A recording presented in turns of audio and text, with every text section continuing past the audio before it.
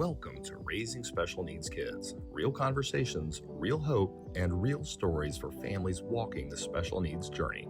Our host is Monica Schmelter, sister to a brother with Down syndrome, and we're here to remind you, you're not alone. Hi, I'm Monica, and this is the Raising Special Needs podcast. So whether you're a parent, cousin, niece, nephew, this podcast is just for you. We're going to share the joys and the challenges of raising special needs kids. And my brother had Down syndrome, so this isn't just like a topic for me. This is my life and my passion, and I've got two great people here today to share, Bodie D'Andrea and Michelle D'Andrea. So thank you for coming today. It's good to be here. Thank you. So I would love to hear about your family. So we're a blended family. We have 4 kids, his, hers, ours, and ours. Okay. They range from 33 years old, 32, 22, and then our son with Downs is 10. Mm-hmm. Doesn't seem possible that Bo is 10. Yeah, he's growing pretty quick. Yeah. Interesting story is I had put in my retirement papers from my prior career right before we found out that she was pregnant with Bo, because we were not expecting him. And so right from the beginning, I was like, oh. It was a surprise. So he's about 11 years difference than our youngest daughter. You know, that's exactly the difference between me and my brother. I was 11 years older than him, and he was a surprise to my parents as well. Mm-hmm. Wow. But I'll also say he was the biggest blessing that God ever gave our family. Yeah, we agree. Yeah, it's just, that taught me so much. And so for those of you that are listening, I do want you to know that handsome young man on the podcast cover art with the $1 million smile, that is Bodie and Michelle's son, Bo. Yes. So when did you find out about Bo? Well, of course, when you first find out, and so I go, they take all the blood work, they, all that from me, and they call me, and I'm at work at a different job, and they said, you need to get here right now. And I'm like, okay. I call him, he was teaching, so he could not come with me. And I get there, I do not remember the drive there. I can tell you that, I do not remember. I was coming from St. Pete all the way to Seminole, and they take me right back, get me in a room. The doctor comes in and he says, you're gonna have a baby. It's gonna have Down syndrome, and do you wanna know what it is? And I said, yes. He goes, it's a boy. I said, okay. And I just sat there and cried. As humanly I did. Yes, of course. My faith is what kept me going through it all. So after that, I left. I go to find him. I find him, and he's like, what did they say? I said, well, it's a boy, but he's going to have Down syndrome.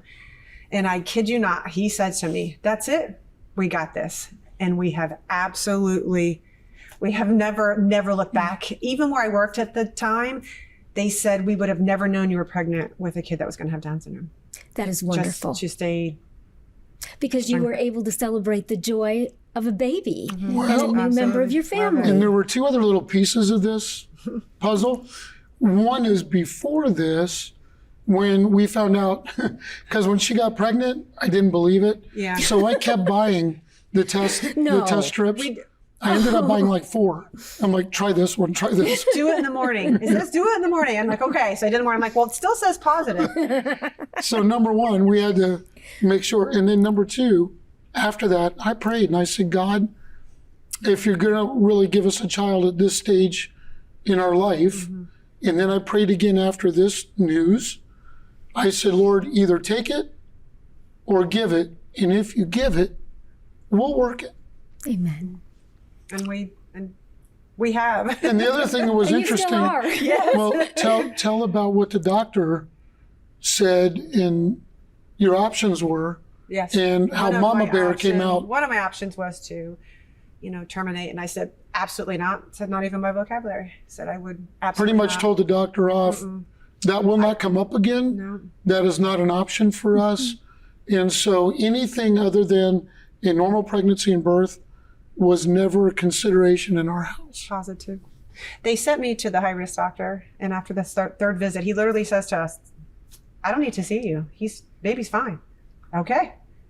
So I just went normal as a normal pregnancy, and it wasn't nothing after the high-risk doctor released me. I just had a baby, and that's kind of what we. And you we embraced did. God's plan Yes. and the child that God gave you. Yes. And now he's 10? He's Yes, 10. 10 years old. Tell me about Bo. So he has a very discerning personality. He can read a room. He's always typically happy, and if he's not, there's a reason. He brings absolute joy to everyone he meets, anyone he meets. Family. He's really blessed a lot of people in our family. I always tell him, thanks for choosing me as your mom. Oh.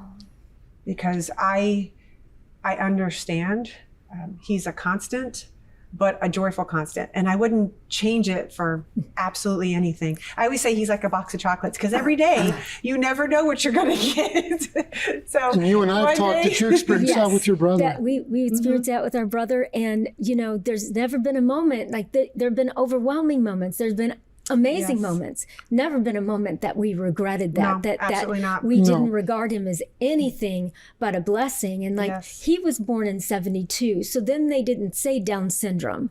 They said mongoloid. Right. And the doctor was very stern and just rude, telling him they needed to put him in an institution and that don't take him home. He'll ruin your life. He'll ruin your marriage. And to my parents' credit, they said, this is our son. And he will come home with us and we will love him. And they did that. They did that all the way until he went to heaven. We, as a husband and wife, we made a decision. I don't remember the day, but I think it was right away. And we said, we will treat him as our other 3 children. That there will be we will not treat him any different as a special class, special group. He will be treated, and we will raise him like we did the other 3. And so we've done that. He goes to public school, 5th grade. He is the highest functioning of his class. And tell the story about the other little boy that was nonverbal. Bo was very verbal. Yes. And there was a boy who was his age, 9 years old. He's 10. He's 10 now. And he is autistic, and he is one of Bo's really best friends. And his family told me that he's talking more because of Bo, and that he has never had a friend until Bo. Bo became his friend. He never had a friend.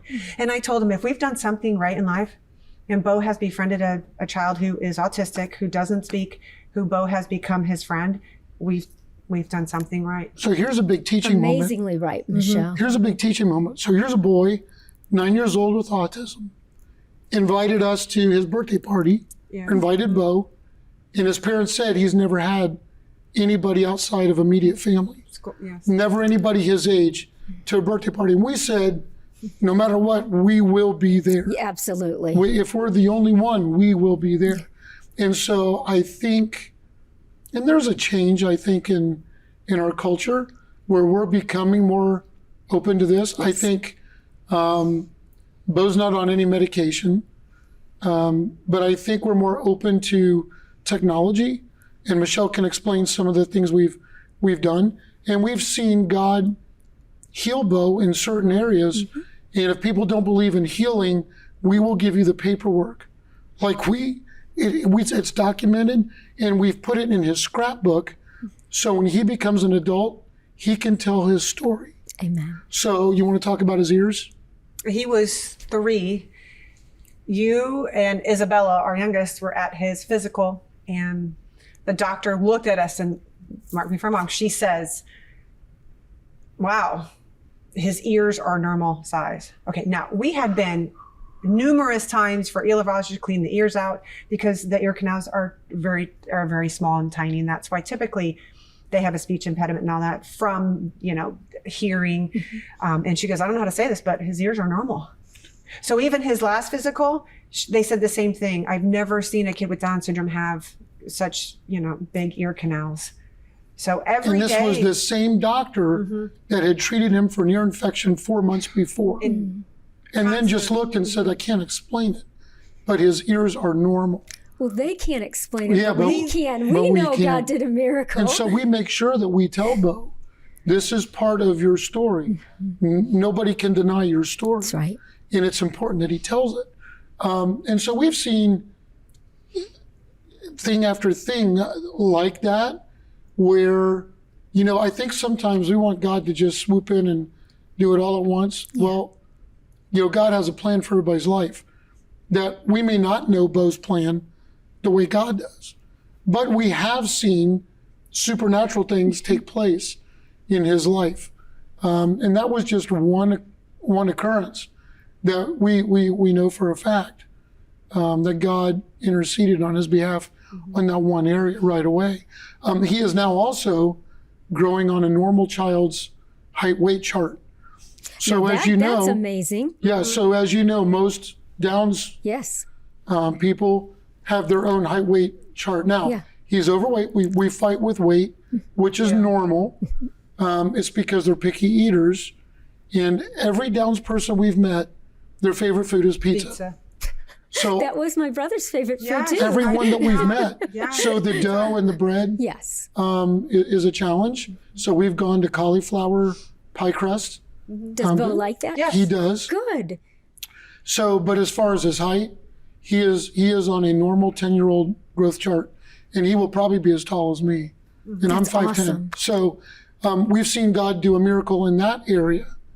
There are other physical things that we're working with, but nothing serious. Whereas 1 foot, toes out. So corrective shoes, not a big deal. So we're working through a lot of things. As all special needs families are. As all families of normal kids. Yeah, whatever normal is. Yeah. It's setting on a dryer, but whatever normal is, normal families are facing challenges and praying and doing this for their kids and that. It's life in a broken world. So we're all dealing with something. But what I hear you saying is that you've really just embraced God's plan. You love Bo. Yeah. He's doing great. Now, you mentioned Isabella. How did your other children respond? The oldest was out of the house already. The middle one was on her own. Mm-hmm. She was local, but on her own. Yep. And Isabella, who is about 11 years older, was the one that really was a guidance. Mm-hmm. So, as you know, peers, and not even a peer, but an older sibling, can make more of an impact than her and I can. Mm-hmm. And Michelle will tell you, I think Isabella's older sister is harder on him than we are.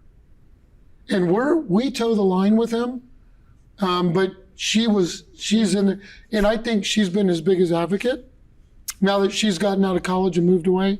But when she was at home, she was his biggest advocate, but the biggest discipliner. And encourager. Yes. You can do this. You don't need to act like that to get to this. Say the word again. Say it clearly. Don't use that as a cop-out. She would really. And so I think she was a real help for us through this time. No, we didn't tell her. I didn't tell any of, besides my aunt and uncle, my mom and dad, my job, and him. I didn't tell anybody. And I chose not to tell the girls, due to, I didn't want them to get this misconception of, let me Google this, let me see what it's, and all these other things are going to be, all these things are going to be wrong with them. Well, I didn't want that. Now, that was a choice as a mom, being pregnant with knowing you're going to have a child with special needs. I chose that. They were not happy with me, but I still felt comfortable in my decision, and I still do. I think I would make that decision too, Michelle, because Googling anything in your health is not, I mean, we just shouldn't do it, because we give ourselves all kinds of diseases, and a lot of the things that they say really don't come true. They don't. And they don't. And the doctor, they did tell me all these things that were going to be wrong with him. He's going to have heart problems. He's going to have open heart surgery. He's going to have all these. He's not going to crawl until he's a year. He's not going to walk till he's 2. He's not going to, all these things they tell you. I'm like, wait. I said, give him a chance first. Exactly. He's not even here yet. Right. So he met all of his milestones prior. So he started crawling well before a year. I think maybe even before 6 months. He was walking before he was a year. All these things they told us. His heart closed when he was born. The hole in his heart closed up. The only thing we have, and he has little things, like he had a hernia, we had that repaired. He does have a sleep apnea. So he just had implant for what's called Inspire. And we've been on it for almost 2 weeks now. And what a change. Oh, that's wonderful. So far, if it didn't work, because there's one night it didn't go as planned. But it is important for a 10-year-old boy to get rest. Well, he maybe would get 2 to 3 hours of good rest. Now he's getting 7 to almost 8. It's wonderful for him, for his health, for his weight, all of those things that as your body rests, that you need those. Well, he wasn't getting it. So I had to really, now he's finally getting those. But all those things are no different than you or I. Exactly. There are many children. It's you just take care of him like you do any other child. Yeah, there are other children who are born and have to have open heart surgery, that have to do other things. They told my parents, I think my brother probably would never walk, but maybe like 3 or 4. He wasn't supposed to live past 5. Yes. He defied every single one of those things. I mean, he walked at a year, he crawled, like he did those things, and we just loved him. I mean, and he was just a joy. And we actually learned from him. Yes. Isn't that the truth? Because so for 2 reasons. They're very transparent and very honest. It's almost like they don't want to give up their innocence, but they do, but they don't. And so they're just very honest. They don't put up defensive walls. We, to be accepted, try to want people to like us. He doesn't care. So the truth is more important to him. And I think that's a lesson we all can learn. And the other thing I think everybody needs to know is that no matter what the disability is, I hate using the word spectrum, but that's what it is. There is always different degrees. Yes. And so even with Downs, not every system has the extra chromosome. That's right. And so your brother and Bo have been blessed to be what they call mosaic. So some of his systems are normal that don't have the extra chromosome. So we take people as they are, which is what God tells us to do anyway. Exactly. Is accept people for who they are. And to work with them for where they're at.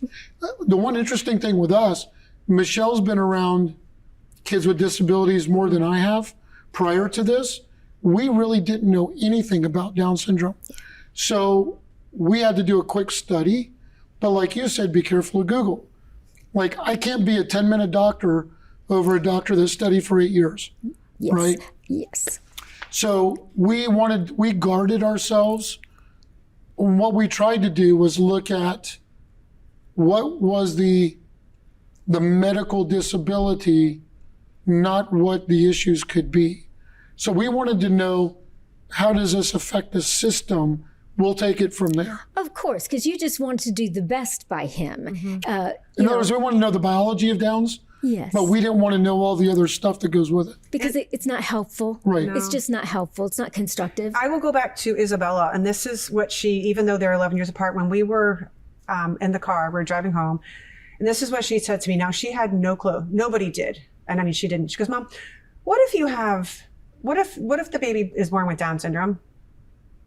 And she says to me, I said that to you, and you didn't tell me, you didn't say anything to me. Like she knew. But she never, there was no way for her to know. I knew she did not know anything about it. That was her saying that to me. She goes, when I asked you that question, you knew, and you didn't say he is. And I said, no, I didn't. But she, again, I think, God and that's prepares why people. Yes. And I think that's why they were just happened to be that. And because of that, closest. She has become a very big advocate for the unborn. Yes. So because terminating births like this for her was somewhat normal in our culture. This has caused our daughter to be a huge advocate for the unborn, and will stand up and speak out very vocally to make other women understand that it's okay if they're not normal. This is my brother. Like whatever normal is. Whatever normal would be. It's okay. So Michelle. Or whatever your expectations are. I had a similar experience to you, and I was 25 and pregnant, and the doctor called me at 10:30 at night and said, your blood work shows that you might be carrying a Down syndrome baby. I need to see you in the office. So my husband was out of town. He couldn't go. I went. And he just said, you just need to terminate this pregnancy. You don't even need to do any more. And I said, I'm not going to do that. And it ended up he didn't have Down syndrome. That was incorrect. And people say, oh, well, see, God answered your prayers. And I'm like, however it had gone, he was still my baby. Right. However it had gone. It's not just that, oh, he didn't have Down syndrome. He's a life. Right. And all life matters. And my brother is a blessing to me, even now that he's in heaven. I would never want to change that. Right. Life is a gift. And typically you won't turn around and terminate gifts. No. We don't shred the gift before we open it. Definitely. You know what not. I'm saying? Yeah. So life is a gift. So we must open and package it and treat it as something somebody has given us to cherish it and to use it properly. You know, when you were talking about how honest that Bo is. And so my brother was really unfettered. He was just honest. And we went to a family gathering. And you know how families are. Yes. So there are certain people that just aren't really so nice. And so they were sitting at, and there were a couple of people who are nice. So my brother went up to the table and he said, I like you. I like you. I don't like you. I don't like you. I don't like you. That is funny. And my mom's like, stop. And he said, but I don't like them. Yeah. And he knew that they gave him the cold shoulder, right? They didn't. And so They sense that. yeah. And Absolutely. so why shouldn't he be able to say that? Right. Yes. So I learned from him. We've seen Bo honest. in a crowd because, you know, we go and minister. So we're in different churches and Bo goes with us. And again, he will worship the Lord and raise his hand. We haven't taught him to do that. He does that on his own. But he's a greeter like your brother. But in different churches, he will intentionally go up and hug people because we're like, oh, excuse me, he's a hugger. And they're like, no, it's okay. Amen. And then other people say, well, can I have a hug too? He will turn his back and walk away. He's not rude. He doesn't say anything. He just turns around and just walks the other direction He discerns. and Yes, leaves them he's standing. different. And he's either black or white. There's no in between. You know? And there's a lot of times we'll just sit and watch him, and I'm just like, I wonder what he's thinking. What is he?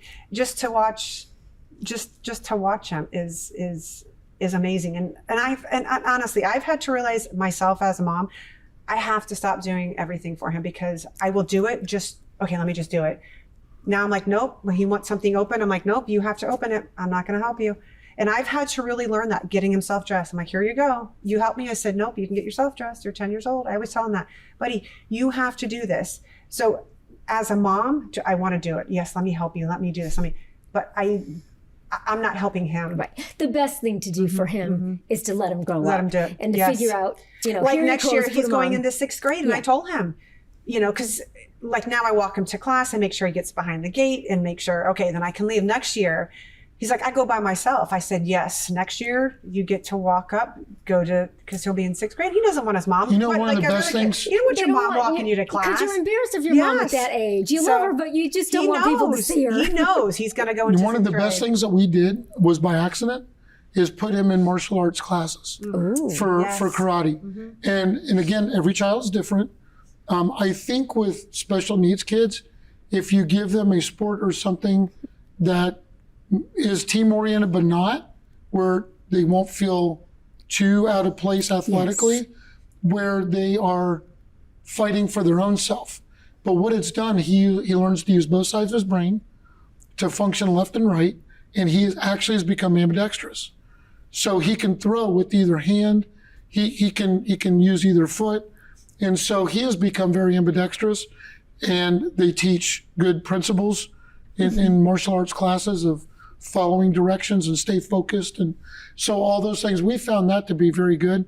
And he's in his 3rd year. Fourth year. And he's going to use black belt. And he's going to be testing for a black belt later December. on. Wow. So you can do well. Yes. You can, and they've actually gotten behind him.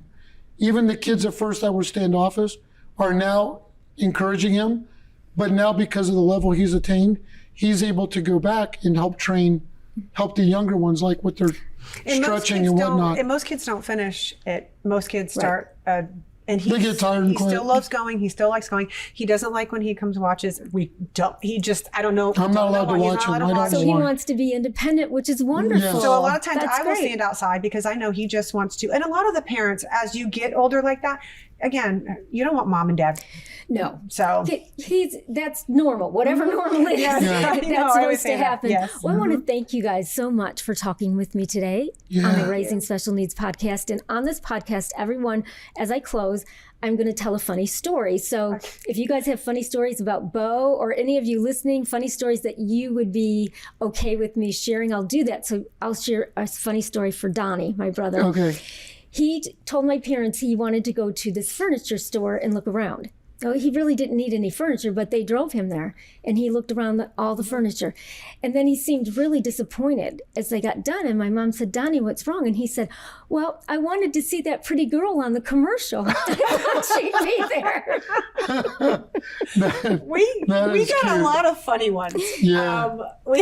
You never know with him. I'm trying to think of how you could. Most of his are verbal, where we think he's saying one word and he will say, It's another. it's another word.